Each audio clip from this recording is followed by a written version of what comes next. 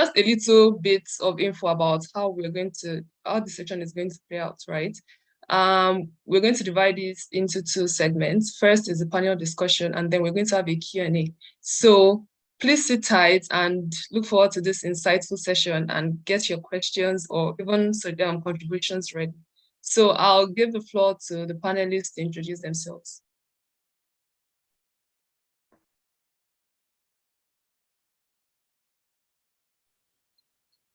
Chris, do you want to go first?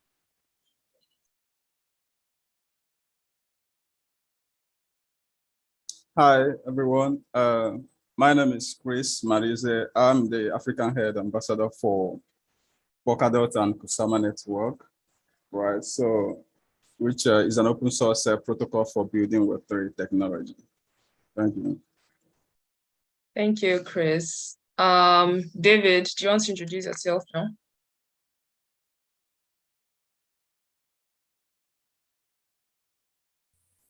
Hi, my name is David. Can everybody hear me? Yes. All right, my name is David. I am the team lead at the 45 Degrees Media. I have a handful of years, over 5 years, experience in marketing, communications, corporate comms, and it's my pleasure to be here. Thank you. Sorry, I can't turn on my video right now. In the middle of something, but I'll turn it on later on. Thank you. No worries. Irene, can you go next? Okay, hi everyone. My name is Irene Toyon. I'm a communications specialist, and I've been in the communication industry for about 10 years, and I am excited to be here. I really can't wait to learn from other panelists and our audiences alike. I'm happy to be here. Thanks for having me. So we have a fourth panelist, Taufik. Taufik, please introduce yourself to the audience.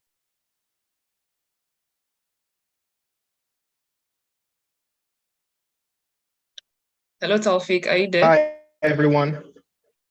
Yes, I am. Hi, everyone. My name is Taufik Oiniro. I am also a communication/customer specialist. I've been in the industry cumulatively 10 years. I'm currently a community manager at XXC. So we do communications management for blockchain industries. Nice to meet you guys.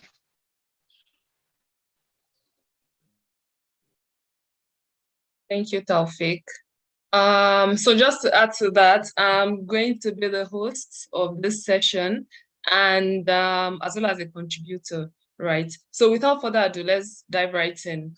We're going to start with, I will start with an introduction to Web3, and for the benefit of those that are not too familiar with the concept. So Web3 basically consists of blockchain, metaverse, NFTs, virtual land, and even cryptocurrency, right? And in terms of how it has impacted brand communication so far, if we cast our minds as far back as 1990 to 2000, when the internet was static, just read-only, right? Organizations had the total control of the content they shared. There was no interaction, there was no feedback. And then the internet evolved to Web2, right? The social media era, where there's instant exchange of information, there's feedback. And how did this impact brand communication? We see organizations not being the only ones in control of the content out there, but consumers also have the power to create content, share information, even sometimes more than these organizations. And apart from that, right, we also see a case where consumers have also become the medium, like a medium to amplify brand communication or even activities, which is what we call influencer marketing, right? And the evolution is not just stopping there. We are now in the Web3 era, where the internet is not just offering consumers the power to create, but it is giving them ownership. And this era is evolving so quickly.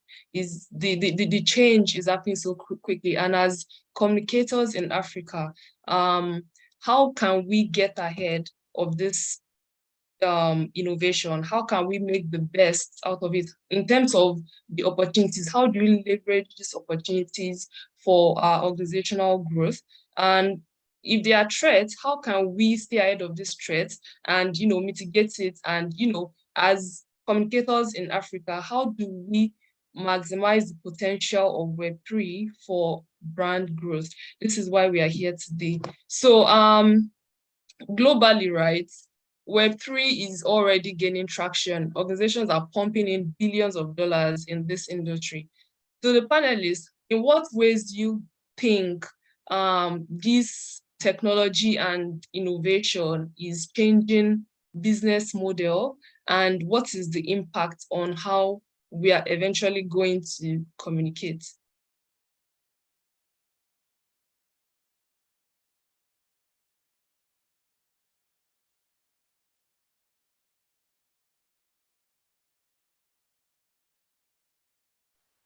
If no one is Sorry, speaking, I didn't quite get your questions. I think I had some technical hitches.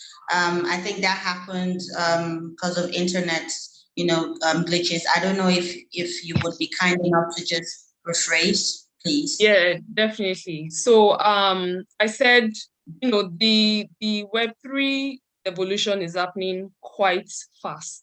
It is already changing business models globally, and a lot of organizations are pumping in billions of dollars into this. So in the African landscape, it has not gained enough traction in this African land space, right? So how do you think in this setting, Africa, in what ways do you think these Web3 technologies and innovation will change or maybe not change business models, and how does this impact brand communication? Okay, would anyone want to go first, or can I go first? You can, Irene. Am I audible now? Yes. Okay. For me, I feel, hello everyone, first of all, sorry about that. For me, I think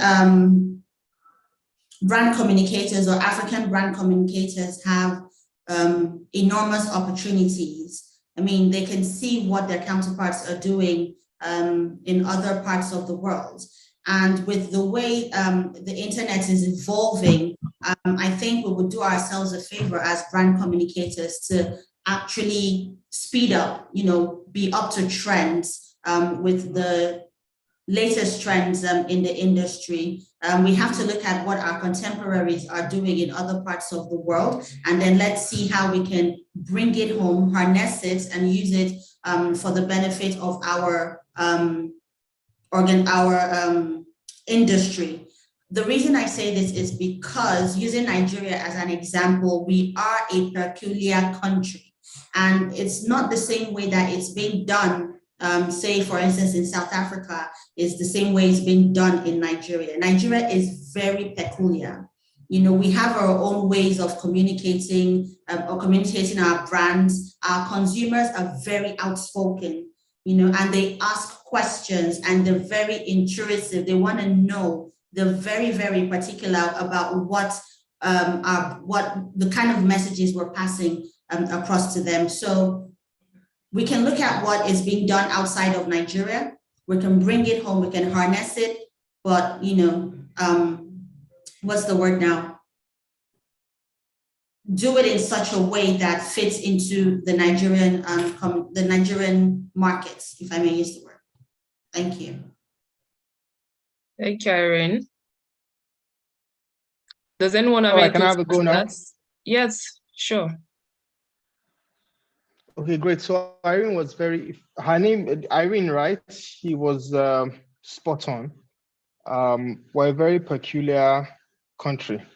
We're so peculiar that if someone wants to buy a product, the person would rather refer to or rather rely on a referral, physical referral, than go online to check. Even with the amount of e-commerce sites we have, you still see someone ask you directly or call somebody up and say, I actually want to buy this. What do you think about it? So yes, Nigeria is a very peculiar,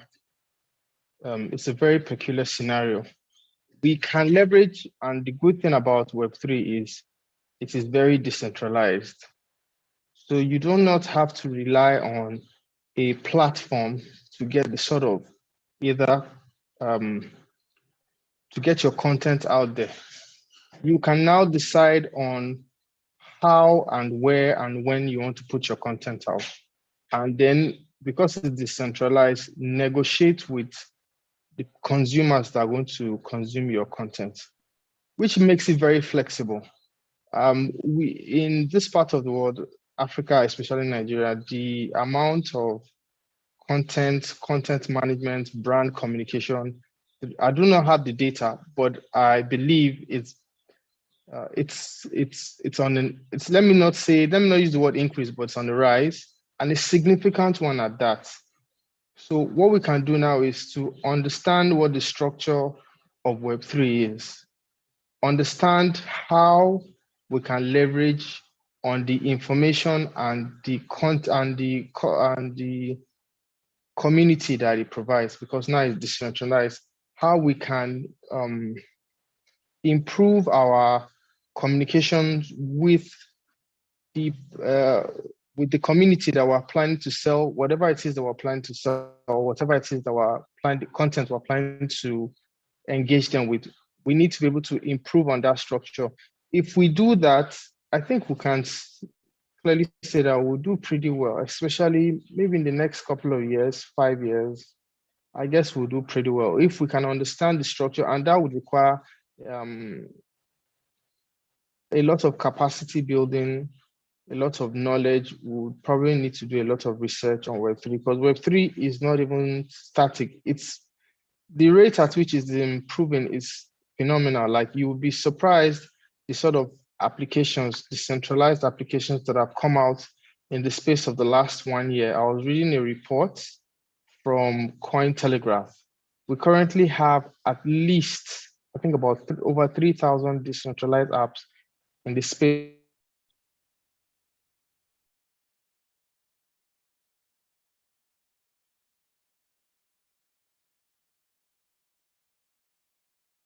I think we lost you there, Taufik. Of the last 1 year, which is phenomenal. Thank you. Thank you. Touching on a point you made in terms of content creation, right? So one of the most outstanding features of Web3 is the fact that it is user-centric. Basically, users are in absolute control of what goes on there. I think it's also be of value to even briefly explain what the metaverse and blockchain especially is to this topic, right? So when we talk about the metaverse, we're talking about a virtual world where users get to interact with a computer-generated environment as well as with other users. And then when we talk about blockchain technology, we're talking about a digital ledger that is so transparent and so secure, that is already revolutionizing how organizations do their financial transaction. But does it end at financial transaction? No. It provides insight when it comes to your users, their stats. So in this regard, you have more data for targeted communication or marketing, as the case may be. So going back to a point you raised, in Web 2, we have, if we are producing 100 times more content, we are now in Web 2 than Web 3, you can be sure that in Web 3, we'll be producing 1,000 times more content, because Web 3 is basically going to be more actions, less words. It is about what you can show people, not, not just mere words like come buy this, come buy that. It is more actions. And now we're talking about visual content, right? So in terms of the utilities of the space, like recently I read that there are a lot of organizations are already even utilizing this. So for instance, as a travel agency, there's the try before you fly, where you get to actually visit the destination you're going, leveraging VR and AR technologies, right? And you have a fully immersive experience of where you're going, even while you are still in your country. So these are already redefining experiences already.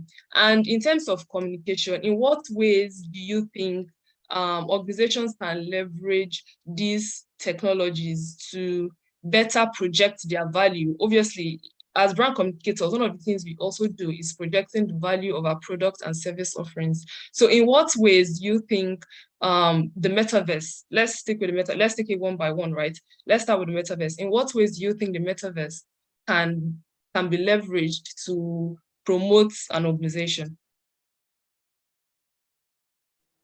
Okay, hi everyone. Let me chip in something here.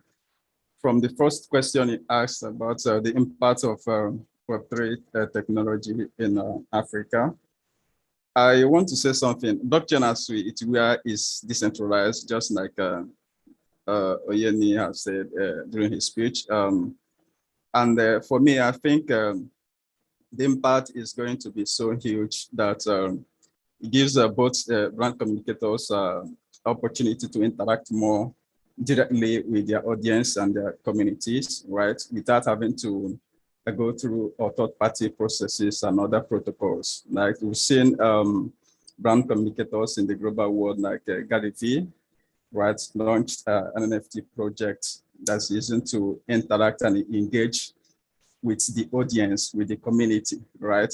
So recently they started a conference known as Vcoin. So people that minted a particular type of NFT can actually have access to Gary V, right? So you see, that's sort of having to go through platforms like we've seen in the Web2 era and all that has been broken, has been bypassed, right? So it gives communicators the opportunity to interact, get to know their community more, get to interact with their audience, right?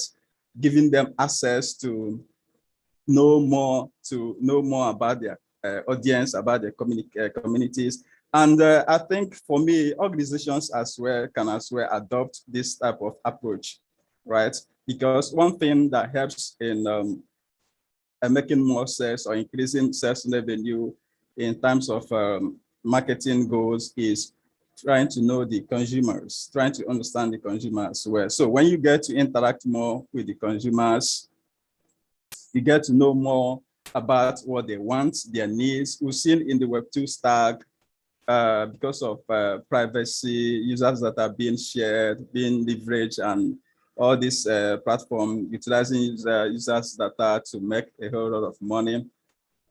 So, but in Web3, an organization can as well use users' data to gain insight about a particular product they would like to give out to the community, and which helps them to grow more. So now coming to the metaverse. Recently, there are a couple of projects that are launching in the Web3 stack that are building the metaverse. We've seen a couple of them. We've seen, I wouldn't like to mention their names. So we've seen this project. What they're trying to do is to onboard institutions, to onboard organizations, right? To onboard protocols that will help them as well reach out to their various consumers, to their communities, right? Setting up one of the projects I was actually talking about. What they are doing is they've actually made it so simple that people who are not tech savvy, people who do not have technical experience can actually launch their platform or their community in the metaverse and engage and interact with their community. And the good thing is, in the metaverse, you can actually create an NFT, which will give your audience or your consumers access So this is one of the things that the Web3 technology is bringing. And I think it's high time we as Africans as well leverage this platform to reach out to our audience and communities. Thank you very All much. right, so yes, please. For the metaverse, I'll speak from my experience with projects that I've worked with in the metaverse. I've worked with Holoride and I've also worked with Eternity. So simply what they're trying to do is create an immersive experience. And they're creating this experience thanks to Web3 for people which on a normal day, the best or the closest, the most likely would have had with the experience is maybe a JPEG, for example. So just like you rightly said, the example you gave about people that can have destination experience before they take a flight. There's a Chinese airline that is doing that, Chinese agency, I can't remember their name.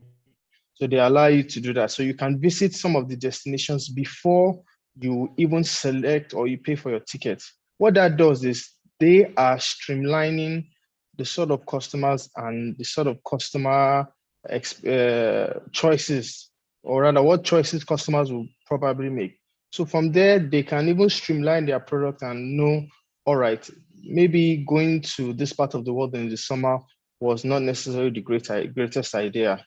From the feedback I've gotten from people that have used our metaverse, we found out that there are a lot more people tilting towards going to this part of the world. So that the way they can streamline their products and service. So yes, that's one, immersive experience. People who on a normal day would probably not have been able to experience some of these things. Now with the metaverse, they can experience it. I'll give you a good example. Maradona's Hand of God jersey, the one he won, that he beat England against, an NFT was made with it, and it was pretty impressive. If a couple of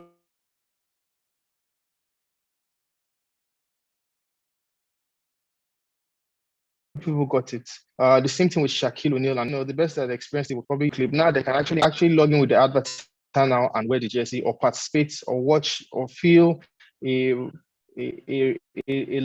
seemingly live event. For Holoride, you wear a VR headset as the vehicle is moving around. It takes the map of your destination and gives you an experience. You can use it to play games. You can use it to learn educational materials, etc., etc. Also, I believe with the metaverse now, brand content managers can also negate the physical distance, although there might be a negative angle to it because there's something about physical communication. However, for experienced brand builders, you can negate the physical distance you most likely would have with your community, or yes, you can negate that physical distance, and then you can almost reach out to them and experience what their challenges are, what they would like to experience. That way you would know how best you can communicate with them instead of just sitting down with a pen and paper and assuming from some statistics from maybe a centralized authority on how your consumers would react with your products. You can actually feel now with this, the metaverse and with Web3 on how your community would better interact with you. So this also will provide significant amount of opportunities because now we're going to be leveraging on a virtual community.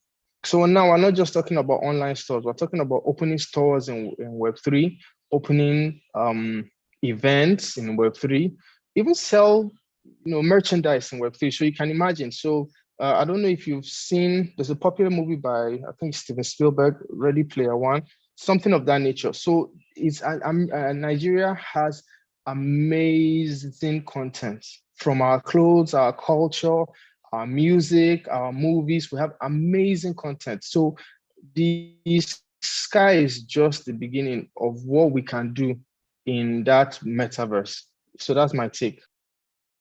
Okay, so still building on the current discussion, right? But moving away slightly from it, do you guys think the metaverse would be beneficial to every industry? So say for instance, Irene works in oil and gas. In what ways do you think there's any potential benefit for organizations in that sector? Or when we think of those in construction, do you think there's any benefit or any use of them being in the metaverse? Thank you, moderator. Of course, there are immense benefits, for especially we in the oil industry. I just finished a session, where I talked about the same thing, with the use of virtual reality or augmented reality or mixed reality, whatever reality you want to you choose to use, it'll be really beneficial to us. Now, I'll give you an instance. We're all aware of climate change, global warming. We're all aware of how the seas are rising at an astronomical rate, and how the workers offshore are at risk. Now, with the metaverse, with specific mention to augmented reality or virtual reality, with the use of drones, right?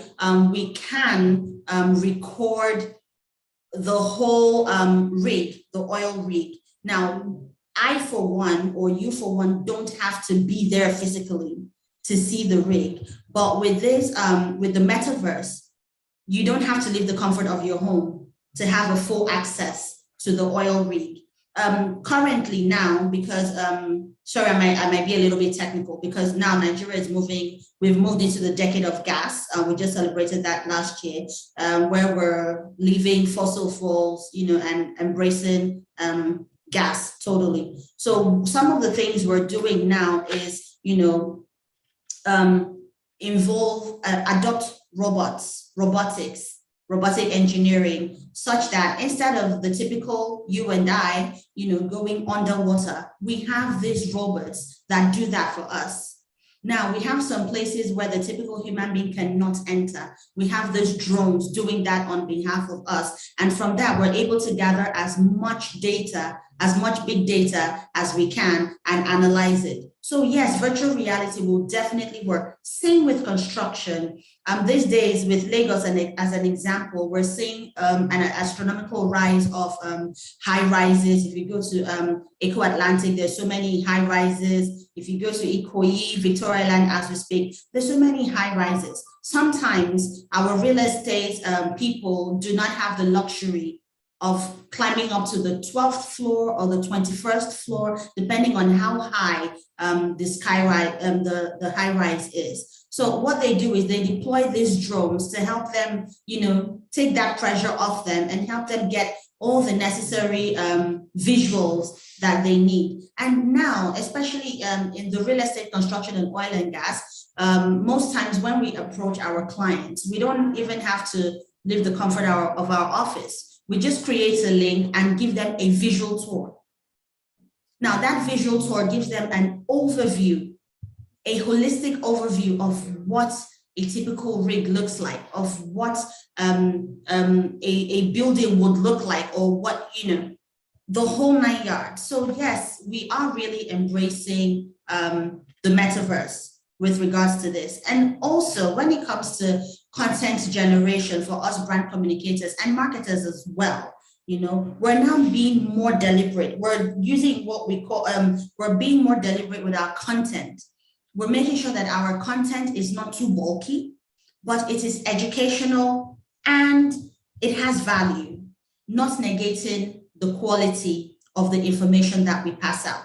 And we realize that with what we've been doing, definitely we're really getting feedback. We're getting positive feedback. We're getting inquiries. We're getting questions. People are really inquisitive. They really want to know more, about what is going on in the industry.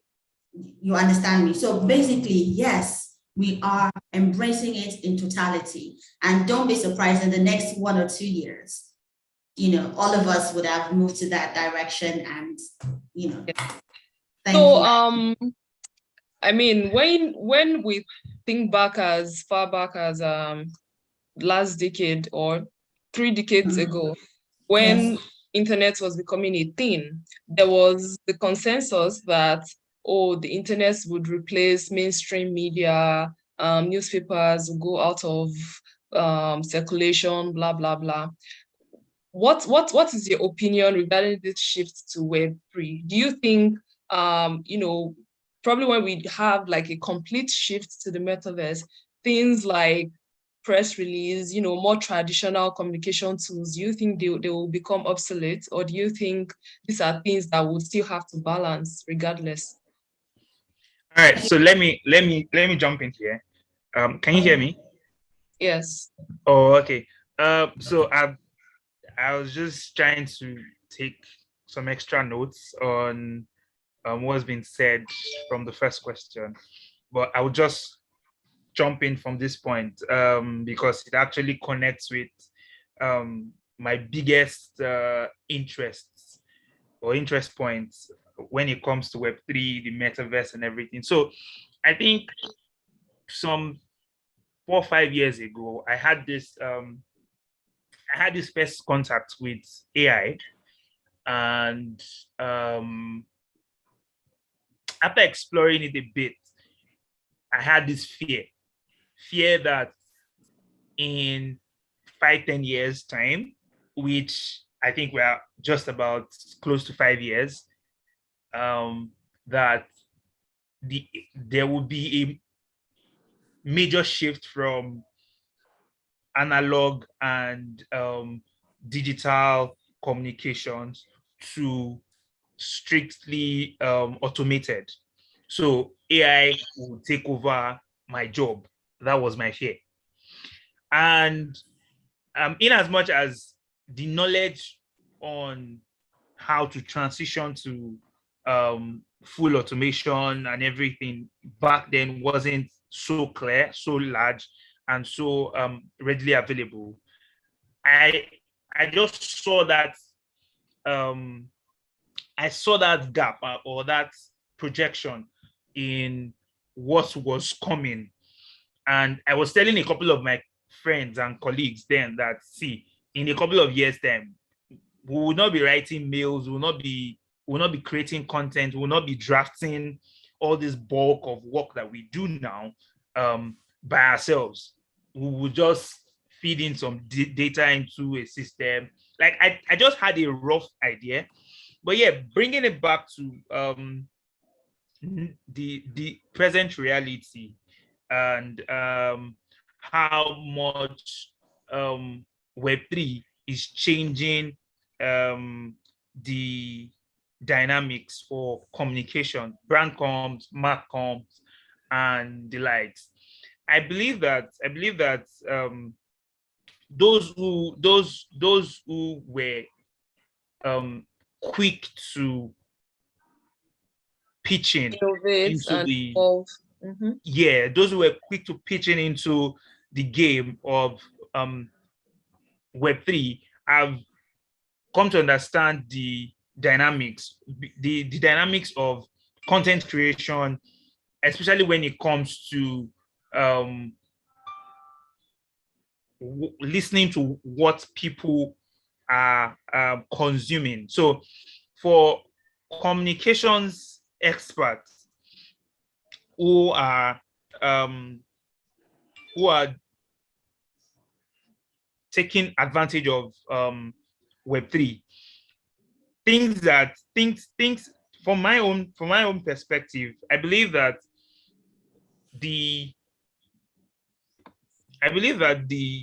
I'm being mindful of time here, right?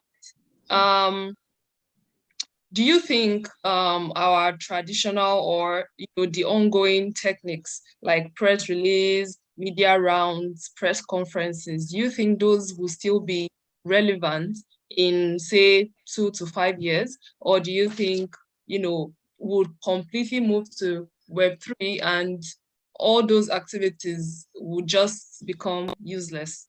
Yes, they will be relevant, but it will take a shift. So I would say it would be on a we're steadily moving from a 50-50 to a 55-60, 45, 60-40. And I'll boldly say that in the next 5 years, we'll probably be seeing a 20-80 kind of balance for the traditional. Like, for example, these days, the folks that read newspapers are the older folks. I just get my alerts from Google. I get my alerts from some websites that I've turned on notifications from, and I don't really. I've not seen a newspaper, a physical copy of a newspaper. The last time I saw it was when I went to the National Assembly, and that's because these senators, they have this allowance that they must get newspapers every day. So, I mean, in reality of it, there's a switch, and it is fast coming. And yeah, in 3-5 years time, we would be away from it. Thank you, David. I would like to hear more perspective on this. Okay, let me say something as regards to that. Just like David was saying, I think those aspects, press release and all that will still be relevant. But like, anytime we have innovation in technology, there are people who are known as fast movers, early movers, adopters, and all that. So I still believe that the Gen Zs, right, from the 90s and all that, will be fast at adopting this new technology. Why we still have other people who will think to the traditional and old way of consuming information or content, as so to speak. So in the coming years ahead, I still believe that both the traditional system and the new emerging technology will be relevant. But what happens is that as the year comes by, we'll begin to see more interest, more increase in participation and attention. Okay.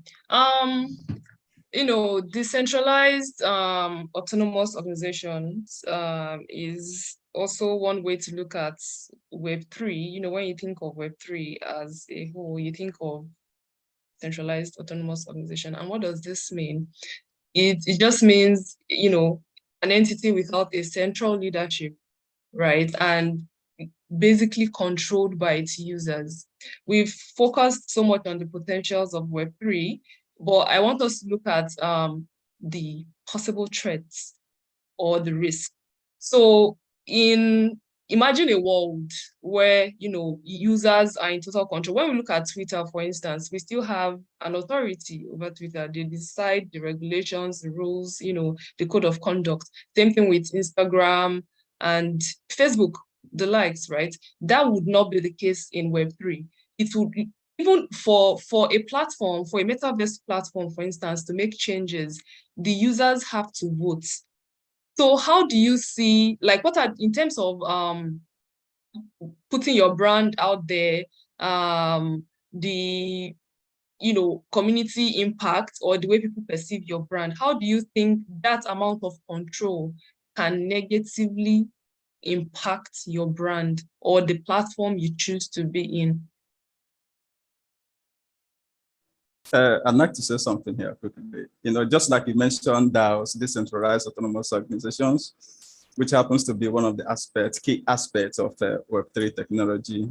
So we have democracy, we have governance, we have democracy, right? So, and the community are the ones that will decide. They are the ones that will vote. And some of these projects, they have their native tokens, which gives community members the right to vote on the decisions, right? So, and I think that the threat there is most of the times there's no quick decision making. You have to wait for the communities to vote, which probably takes time and all that. So that's one of the challenge. That's one of the threats there, right? So, and again, because the nature of DAO is not like the one we have in the traditional system where we have CEOs, founders, right? So you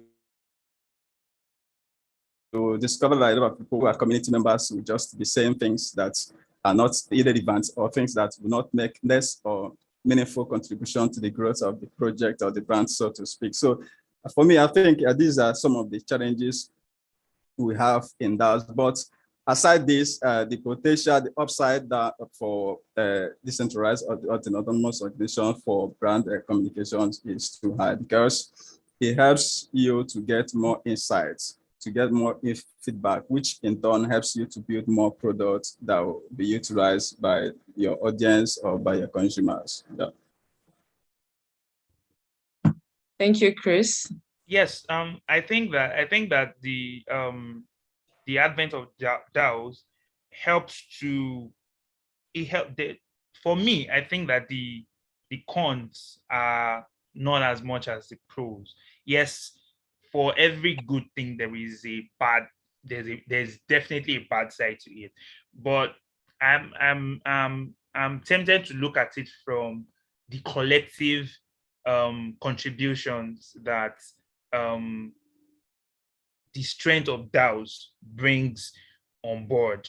And then I'm also tempted to also look at your question from the area of early adoption. So most times, let me use a practical example.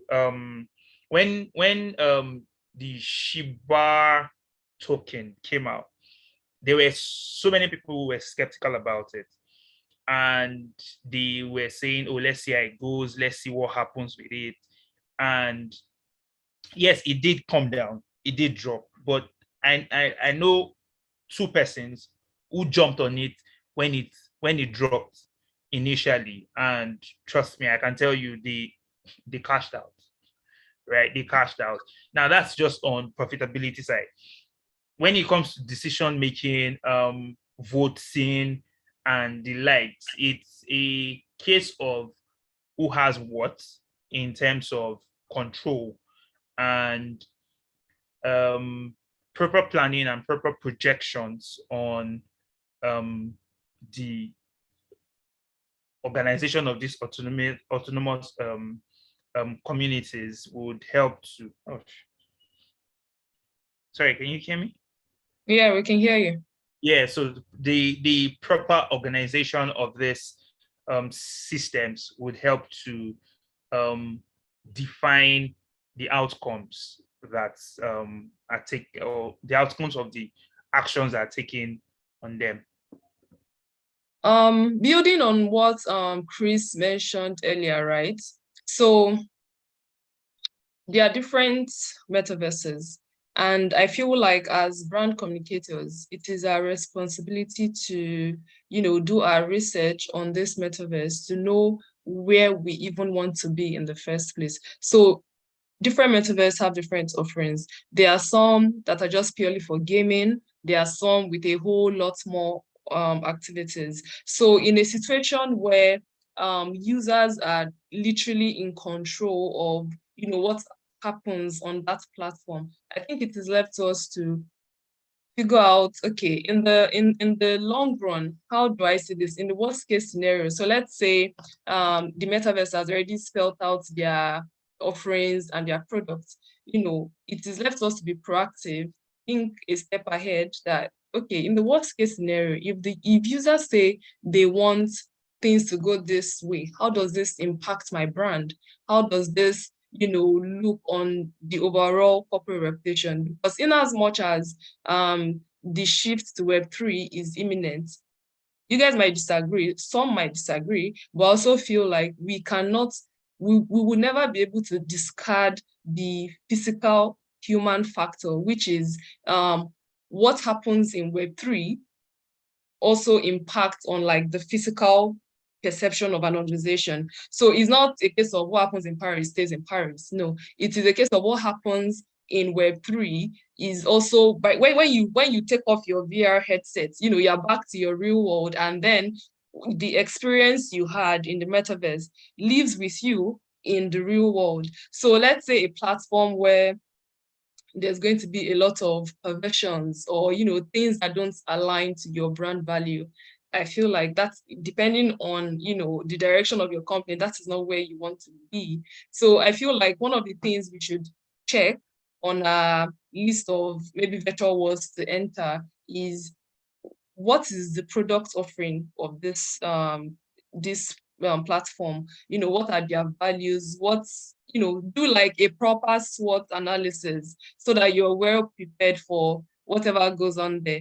But then again, so moving on from that, right?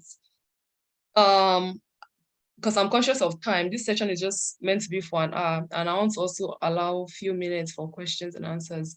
So lastly, in terms of the utilities again of the metaverse, I feel like as brand communicators, our focus should not just be on sales.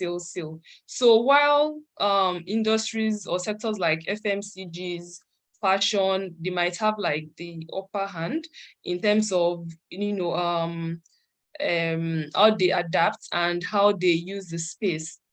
There's also potential for the non-conventional brands. So recently, I even saw that accounting firm PwC, they've also entered the metaverse. Now we sit back and think, what will PwC be doing in the metaverse? Questions like that.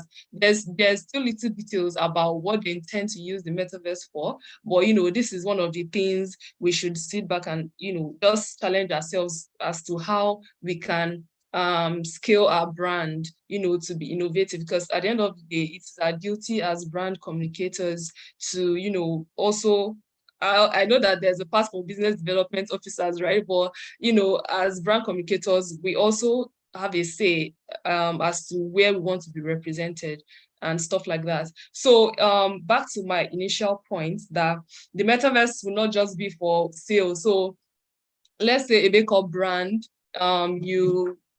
before I buy a makeup, there's this VR tech that I can actually use to test that makeup on my face. If you want to buy a furniture, there's the app that you can literally arrange this furniture you're seeing in your physical space, and you're having like a totally different experience instead of just seeing a picture on an online site and just buying. So I would like to reference, just to give us more hands-on example, right?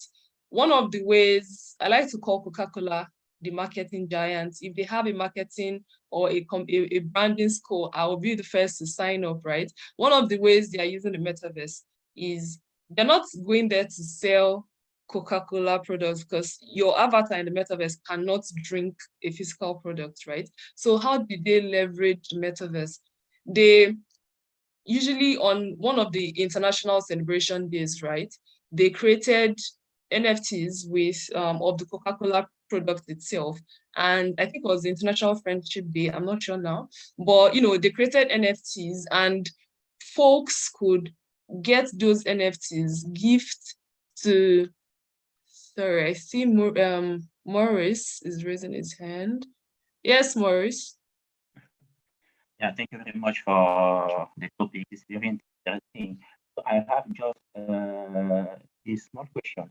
I want to know what can be impact or benefit of this virtual reality metaverse for social life. Sorry, you're not You know audible, Morris. You get me? I can hear you. Okay, I have a question. I don't know if I can ask. Yes, please ask. Okay, so my question is, I want to know what can be some benefit for virtual reality, metaverse for social daily life, because we know that in Africa, for example, people don't have access to public services, hospital, and so on. So how can we leverage those technologies in order to improve life? Because now we are talking about brands and companies, but I want to know if they can be also benefit for people in their daily life. Thank you. Thanks, Morris. Does anyone want to take that, or should I? After you. Okay. I didn't quite hear him. Can you, if you heard him, can you just rephrase, please? Okay, so he wants to know the benefits of the metaverse to individuals, like in your daily life, your social life, not just to brands. Our focus has been on brands because obviously that's like the theme of this event. But as a side note, as a person, how do you benefit from the metaverse? So basically, like I mentioned earlier, Morris, there are different virtual worlds. There are some for gaming, there are some that offer much more immersive experiences or more activities for you to explore. So in some virtual worlds, without giving names, right? You could explore any of your districts. So if you want to maybe improve your health and well-being in the metaverse, you can do that. There are different activities that foster, health and wellness. If you want to, if you have a curious mind and you want to learn, there's that opportunity for you to learn. If you want to even explore your fantasies, all the sci-fi stuff, you can do that.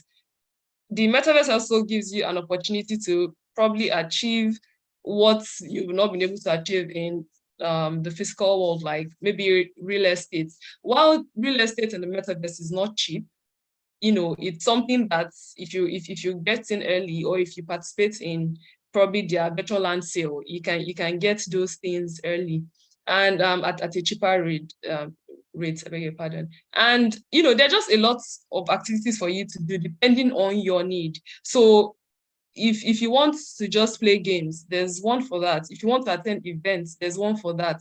And it will come as a surprise to some that hosting events in the metaverse is already a thing. Recently, Ariana Grande, Travis Scott, and this guy, I think Marshmello, they held their events in the metaverse with huge attendance. I'm not talking hundreds of thousands, millions of people attended this event.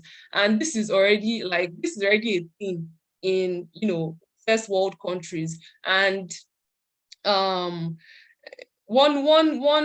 trend with us in Africa is we tend to, hop on things late when it has gained traction. People have, put their footprints in that space. That's when we try to get in. But yes, back to your question, Maurice, there are different activities for you to do based on what serves your need at any time in different metaverses.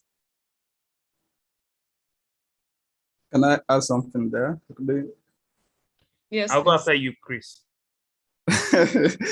Okay, so there's something we didn't mention because of the nature of this discussion. Incentivization is also part of Web3, which is one of the key things that enticing the Gen Zs, the blockchain enthusiasts. So just like just like the moderator just said, if you want to engage in play-to-earn games, it can actually be incentivized for that. So those are some of the benefits. We also have learn-to-earn model, which is also trendy. So these are some of the things you can do and also make money for yourself. Yeah. Yeah, I was going to talk about the adoption thingy. It's always been it's always been a thing with us in Africa, Nigeria to be more specific. We have issues adopting things early. We want to first of all see how people react to it. I mean, I think the very first NFT project that caught the attention of Nigerians was Jack's tweet that the founder of Tron bidded to buy, of which before that there was this video that was minted as an NFT. This Johnny Kids video. That was my point. Is we wait for it to blow up, right? And then, which was what I said previously, that early adoption is what gives the advantage, and that's what makes the decentralized autonomous organizations, the DAOs, that's what makes them that's what gives the edge to those who can control, right? Because we do not when something new comes up, we do not take time to research and explore it. We wait for it to get popularity before we take advantage of it. So for different industries and different parastatals, if we take our time to do the necessary research, we would be able to take advantage of these things. And Web3 is one very critical part that us as brand communicators should look to take advantage of as it evolves for our business and organizations. Thank you, David. I think we should allow a few minutes for questions from the attendees. Does anyone have questions or contribution to this session? There's a question on the Q&A session.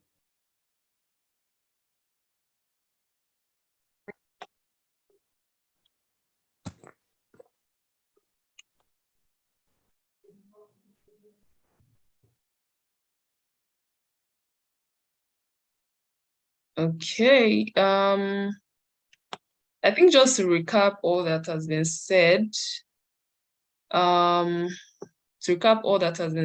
so far, right? Web3 is no doubt the next wave of internet evolution, and the earlier brands are able to get in, the better for them. They're going to have a competitive advantage, and just have that edge over others. And for Web3, it's going to be characterized with more actions, less words, because of the nature of the platform. We're talking increased visual content creation, more than times 10 of what is currently applicable in Web 2. And then we're talking about like the user-centric nature of it. So we have to be where the users are, give them what they want. They're literally the ones that will dictate, the direction of communication. And I'm being careful with that because yes, while they will not determine how you go about your business, but you have to consider what appeals to them in your brand communication. And there's also the opportunity for immersive experiences, not just for sales, but for brand activation, brand awareness, actually for new brands that want to, be seen as innovative, and even existing brands. There's a lot of potentials for brands in the metaverse, and there's only so much we can talk about right now because the space is still evolving, a lot is still unfolding.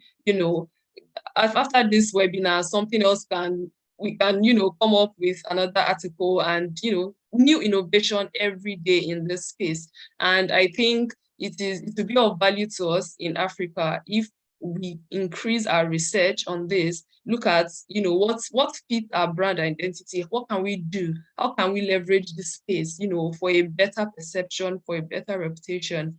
I think that's the takeaway from this webinar today. I don't know if any of my panelists will want to add to that. Just a very brief summary because our time is now up. Yeah, just quickly say that, sorry, David.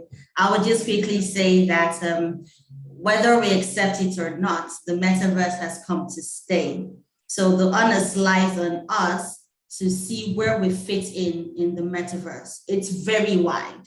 There's enough space for everyone. So just look for where you fit in and carve your own niche in the metaverse. That's the most important thing. Carve your own niche, find your customers or consumers. That's just basically for me. Carve your niche in the metaverse and you're good to go. David.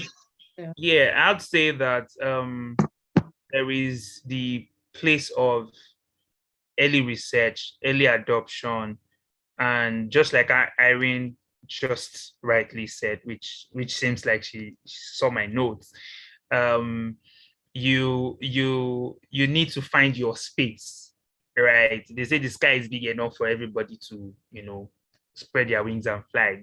That's the same thing with the metaverse. But if you don't find your space on time, when you're ready to make your space, you would seem like you're copying someone else. So it's very imperative for you to find your space, find it in time, and start. Right? You can never get it right.